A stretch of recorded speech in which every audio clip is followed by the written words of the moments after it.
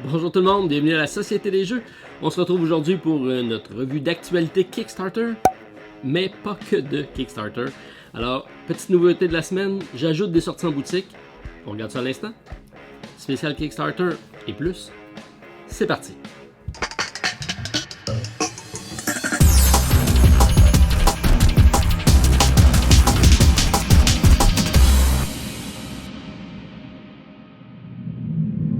Alors, tel que présenté lors de l'introduction, si on débute avec les sorties en boutique, alors je vous propose certaines sorties qu'on reçoit chaque semaine.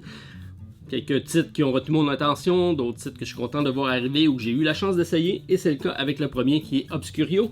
Obscurio, donc de la compagnie Libellude et qui est disponible au Canada avec Asmodée Canada.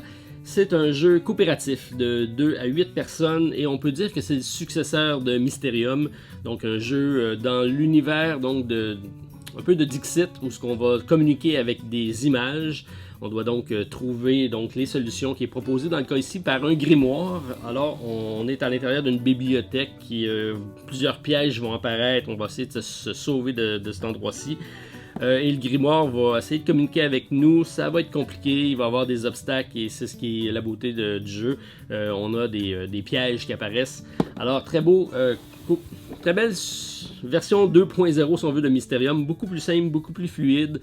Alors très belle proposition de cadeau pour le temps des fêtes, accessible à toute la famille et tout le monde peut y prendre plaisir. Ça se joue assez rapidement, 45 minutes environ. Alors Obscurio, première proposition. On a également l'Aube des Tribus. L'Aube des Tribus est un jeu qui est paru sur Kickstarter en 2017, publié en 2018. Et j'avais suivi la campagne, ça m'intéressait. Et là, on le voit arriver en français. Donc cette année, c'est publié chez Gigamix. Et c'est encore plus content de le voir arriver.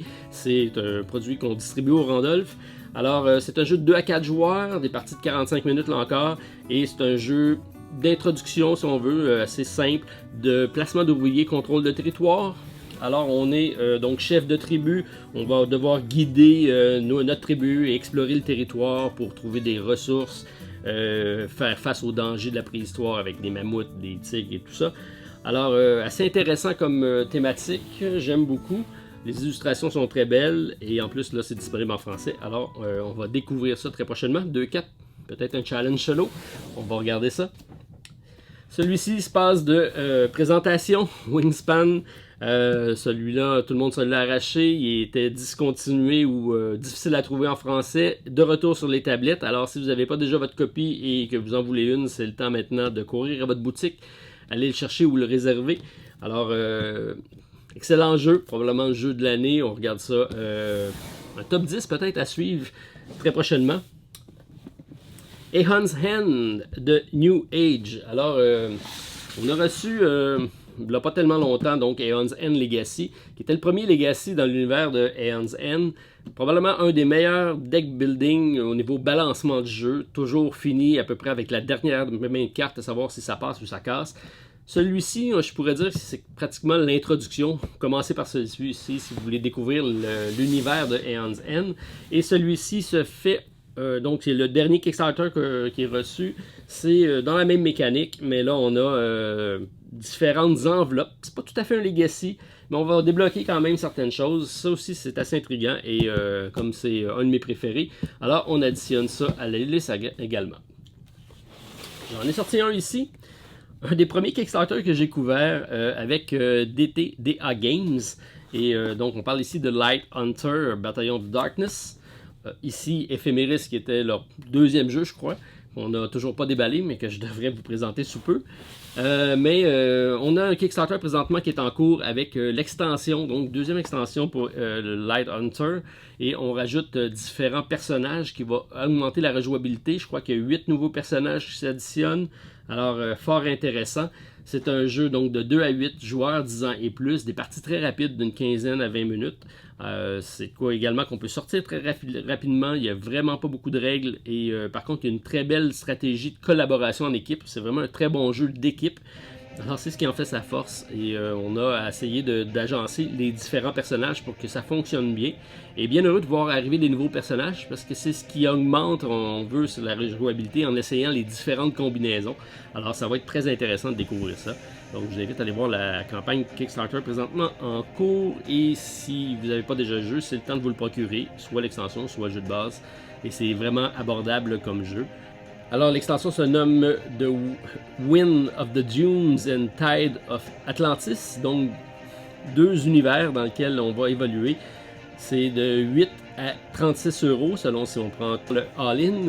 Les frais de shipping sont très raisonnables, de 4 à 7 euros.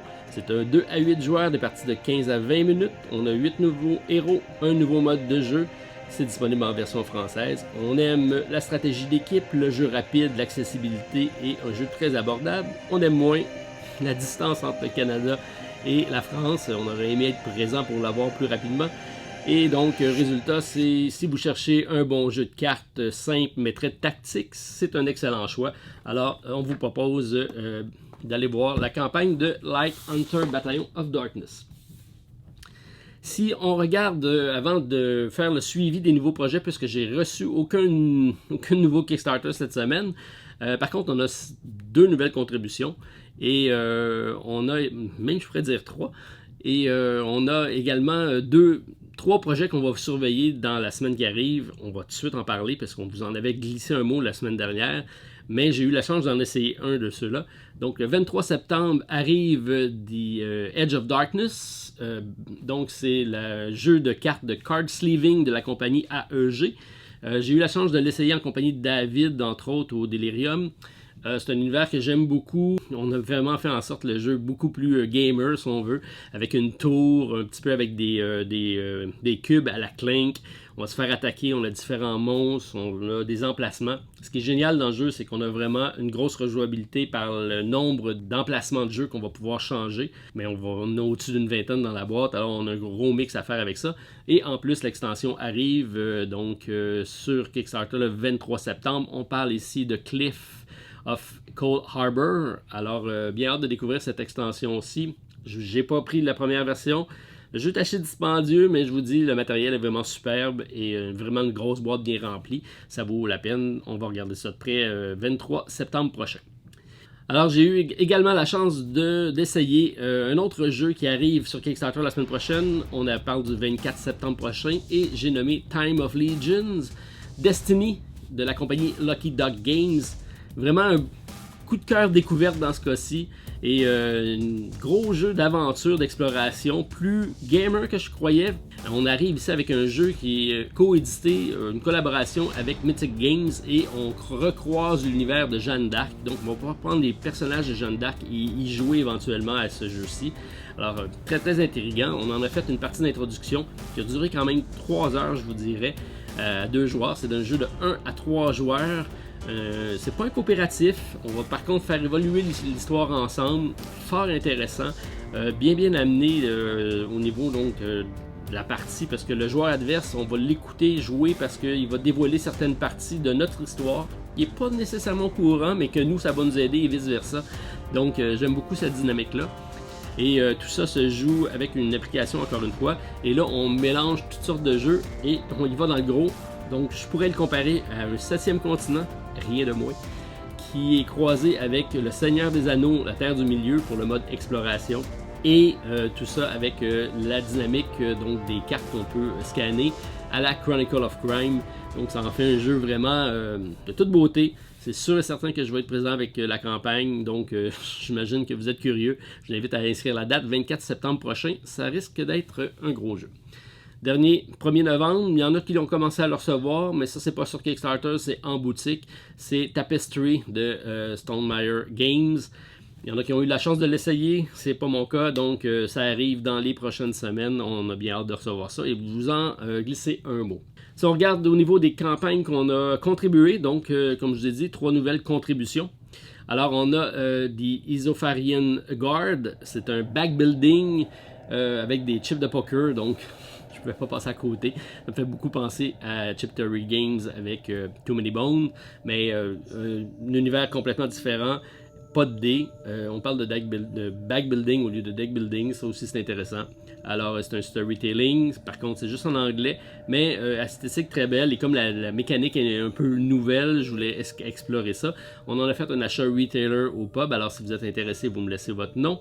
On regardera pour vous réserver une copie. Présentement, 2194 contributeurs, une augmentation de 43% par rapport à la semaine dernière, donc c'est énorme.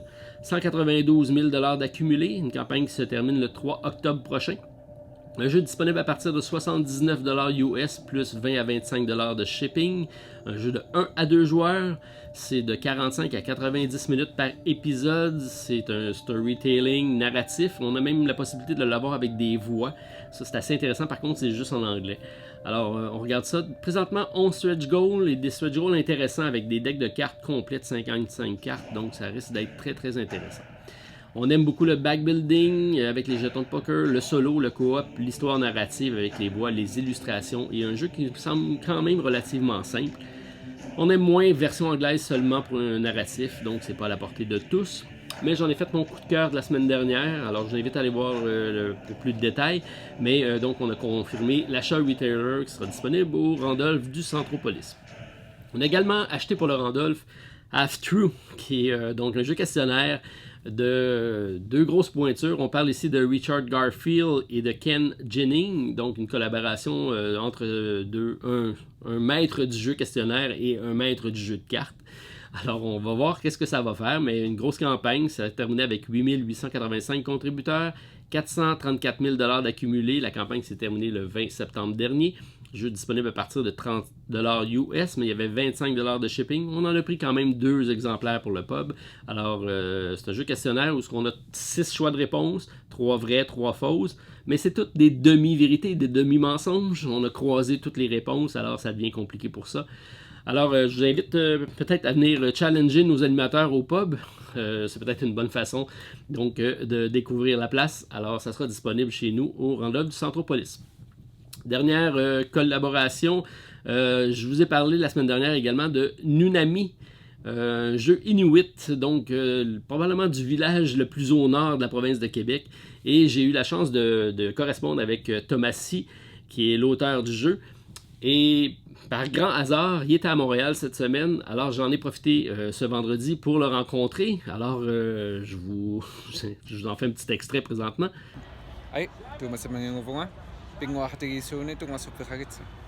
Alors c'est un très beau jeu abstrait dans l'univers Inuit que je pouvais pas passer sous silence. Je suis très très content de collaborer à la campagne puis essayer de lui donner un coup de main. D'ailleurs, dans la dernière semaine, il a réussi à avoir son financement, donc on est passé au-dessus de 100%. Alors je pense qu'il en est très heureux. Donc c'est présentement un jeu à partir de 35 $ canadiens, donc très abordable, 15 $ de shipping. Il reste à voir si c'est disponible. On va essayer de voir avec Philibert si on peut arranger quelque chose.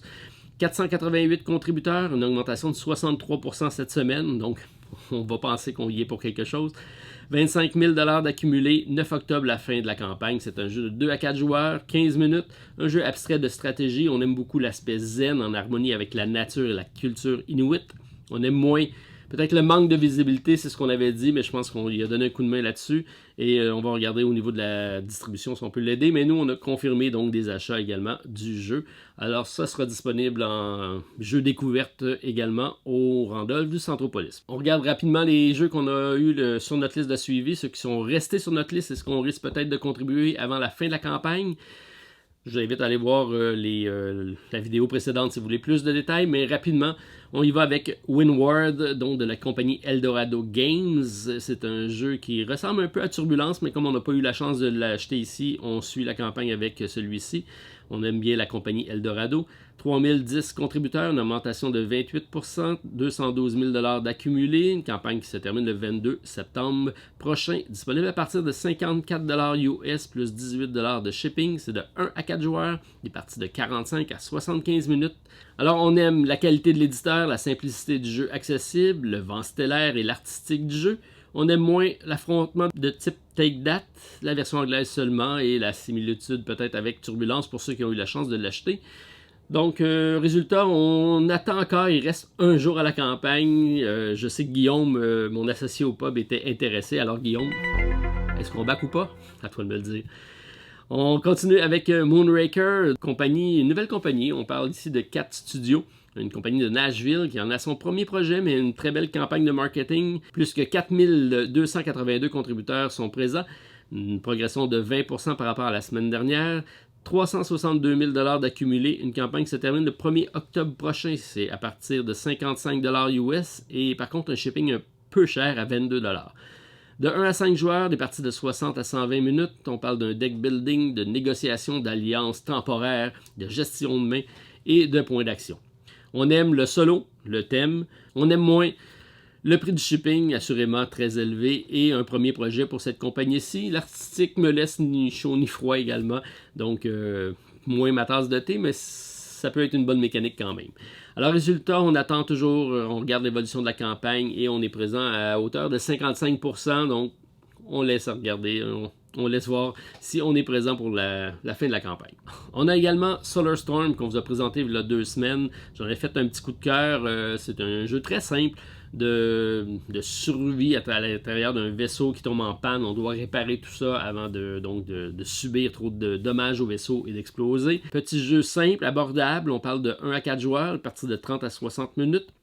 C'est à partir de 10 ans, c'est un jeu de points d'action, de coopératif, de gestion de main de cartes. À partir de 31 $ canadiens et 4 $ de shipping, ça c'est bien pour le shipping.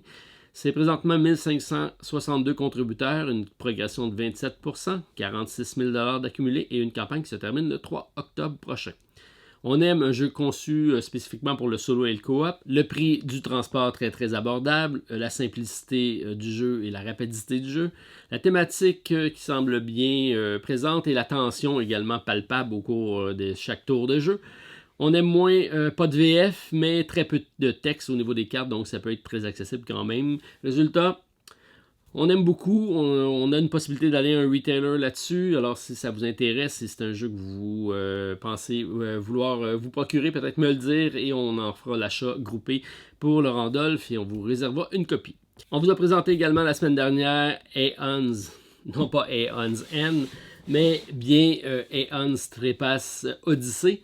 Et là, j'ai été surpris et agréablement surpris de voir que la compagnie Ares s'était associée à eux, puisque donc ils nous disaient que c'était un projet polonais d'une compagnie associée pour eux. Alors tant mieux, ça fait un peu plus de crédibilité à l'éditeur, puisque c'était un premier projet pour eux, mais donc ça sécurise le tout au niveau de la livraison, donc c'est assez intéressant. Alors, on parle d'un jeu disponible à partir de 69 $ US jusqu'à 129 $, dépendamment du type de pledge que vous prenez.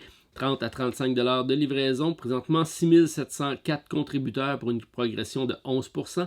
On a dépassé le million en canadien, donc c'est assez impressionnant pour un premier projet. C'est pas pour rien que Ares s'est associé à eux.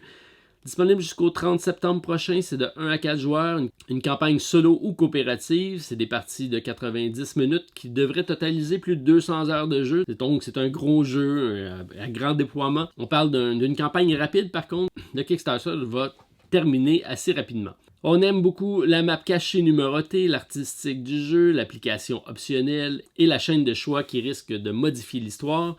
On aime moins le transport élevé, premier gros projet pour la compagnie, ce qui est de moins en moins vrai avec l'association avec Ares. On aime moins également la version anglaise seulement pour un jeu narratif, donc ça peut en arrêter certains. Et on suit donc la campagne, on a augmenté notre probabilité de 10%, on est présentement à 60%. On suit tout ça de près en regardant si on va contribuer, mais ça me semble de plus en plus intéressant. Aeon Trépasse Odyssée jusqu'au 30 septembre prochain. Rapidement également, Mint coopératif de la compagnie 524 Labs qui est présent avec une petite boîte encore. Des petits jeux que j'aime bien parce que ça se transporte un peu partout. Alors ici, on a une campagne qui va bien avec 4611 contributeurs, progression de 28%, 89 000 $ d'accumulé et la campagne se termine le 4 octobre prochain. Disponible à partir de 10 $ US et 8 $ de shipping. C'est des designers Jonathan Gilmore et Brian Lewis qui sont à la tête de Dinosaur Island, donc une belle équipe qui risque de faire de belles choses. C'est de 1 à 4 joueurs, 15 à 30 minutes. En anglais seulement, par contre, encore une fois, c'est juste quelques cartes, donc le texte assez facile à mémoriser. Mais si vous souhaitez l'avoir en français, vous pouvez regarder. La compagnie Lucky Duck Games risque de le publier, donc c'est disponible sur le site... le pendant français donc de Kickstarter que je commence à découvrir. On parle ici de Game on Tabletop. Alors allez voir ça. On aime la simplicité du jeu, de la série également, l'accessibilité pour un nouveau joueur, le fait que ce soit très transportable et la VF qui est disponible également. On aime moins le prix du transport versus le prix du jeu, mais tout ça est très très abordable, donc c'est très relatif. Alors, sera sans doute disponible en version française au Randolph lorsque ça sera en boutique. On va attendre la sortie boutique, mais c'est sûr qu'on ajoute ça à notre collection.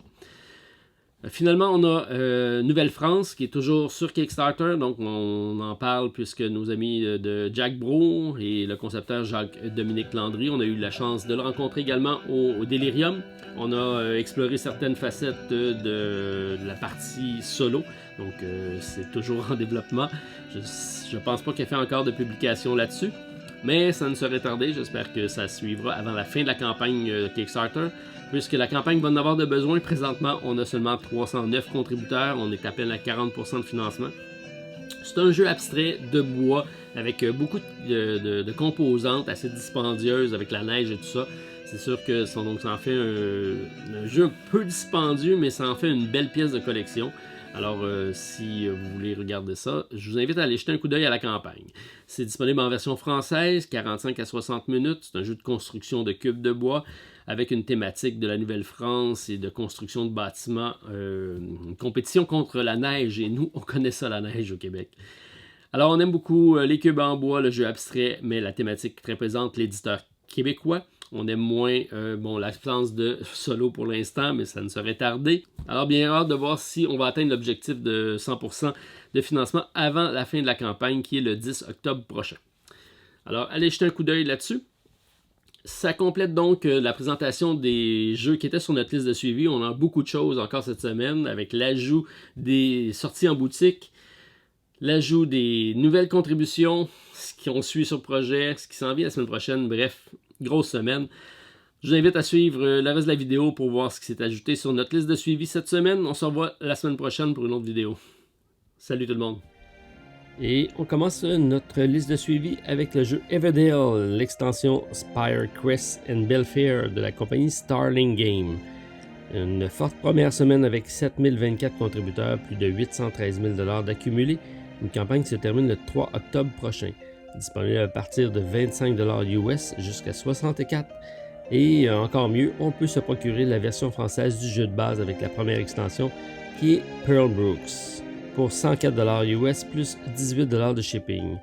Fait à noter, c'est un des premiers jeux qui mentionne l'addition des taxes. Ça sera peut-être la norme dans les prochains Kickstarter, alors à prendre en considération. On ajoute pour le Canada 14,975% de taxes, donc ça fait quand même pas mal d'argent.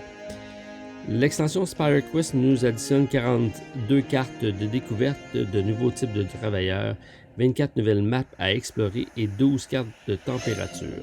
Pour son côté, Belfair ajoute l'extension possible de jouer de 5 à 6 joueurs, des pouvoirs spéciaux pour les ouvriers, 9 événements spéciaux et 6 plateaux de joueurs ainsi que divers composantes supplémentaires. On aime l'arrivée de l'AVF, l'addition de 5 à 6 joueurs, on aime moins l'ajout des taxes sans ajustement de prix à la baisse et un shipping un peu élevé. Résultat, on va attendre la sortie en boutique. Alors pour passer d'un peuple de petits animaux à un autre peuple tout aussi mignon, on arrive ici avec Root qui nous arrive avec un Tabletop Role-Playing Games, donc première adaptation du jeu de la franchise en jeu de rôle. C'est publié chez Magpie Games, présentement 2419 contributeurs, 707 000 d'accumulés. Une campagne qui se termine le 20 octobre prochain. C'est disponible malheureusement seulement en version anglaise, à partir de 20 US pour le PDF, 40 pour le Core Books. Alors, qui aurait dit qu'un jour, nos bandes de petits animaux de la forêt allaient un jour voir son propre jeu de rôle? C'est quand même assez inusité de voir la progression des jeux de société. Donc, on y va à l'inverse, plutôt que de s'inspirer d'un jeu de rôle pour faire un jeu de société. C'est maintenant l'univers des jeux de société qui s'invite dans les jeux de rôle.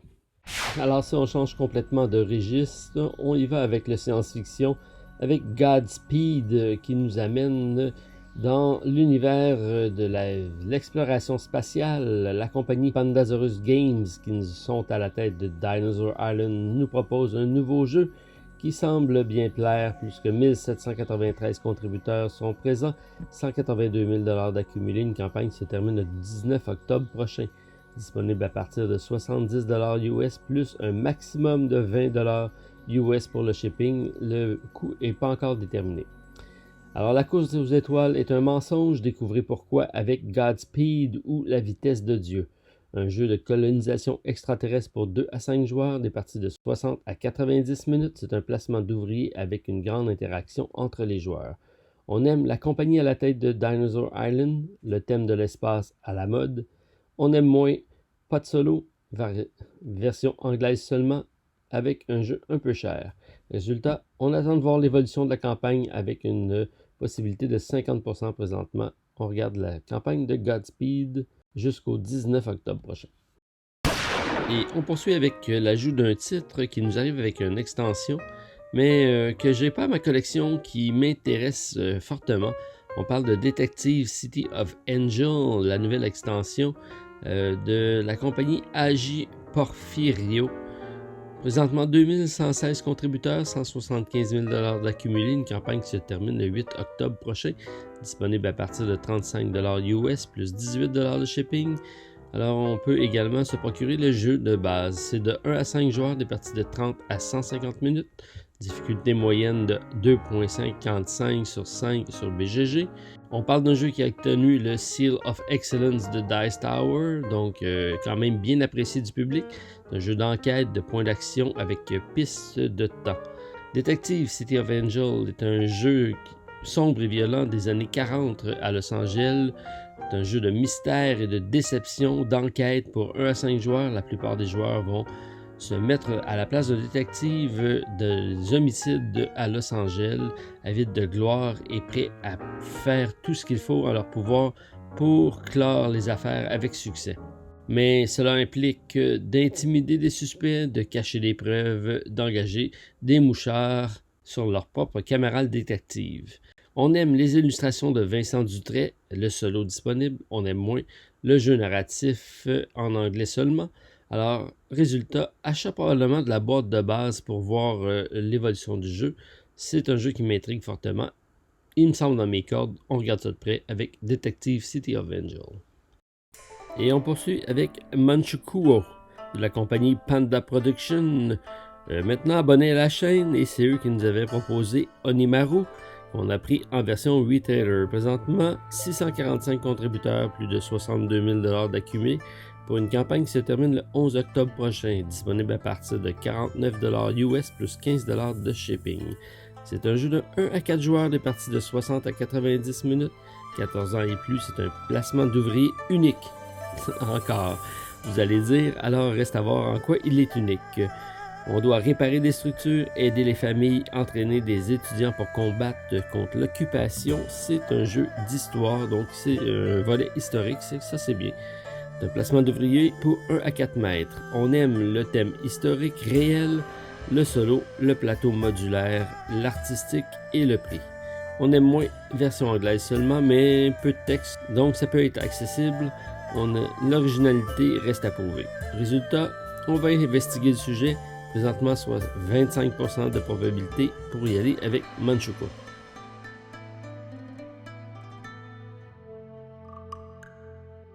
Et on poursuit avec le jeu Titan de la compagnie Holy Grail Games qui nous ont offert Museum récemment sur Kickstarter. C'est une compagnie française. Présentement, 434 contributeurs pour 60 000 $ d'accumulé. Une campagne qui se termine le 8 octobre prochain. Disponible à partir de 110 € plus 15 à 18 € de shipping. C'est un jeu disponible en version française pour 1 à 5 joueurs, des parties de 30 minutes par joueur. C'est un network building, une gestion de ressources avec beaucoup d'interactions entre les joueurs. On est employé d'une compagnie minière. On est envoyé sur une des lunes de Saturne, Titan, pour en extraire différents minerais. On aime la version française, le plateau 3D, qui représente une mine à ciel ouvert. On aime moins l'artistique un peu sobre, beaucoup de plastique. Bref, résultat, est-ce un autre gadget ou une vraie innovation en 3D? Reste à découvrir. Présentement, 40% de probabilité d'y aller avec Titan. Alors, c'est ce qui complète notre programmation pour notre spécial Kickstarter du 21 septembre 2019. On se souhaite un bon week-end et on se revoit la semaine prochaine pour d'autres vidéos à la Société des Jeux. Bye tout le monde.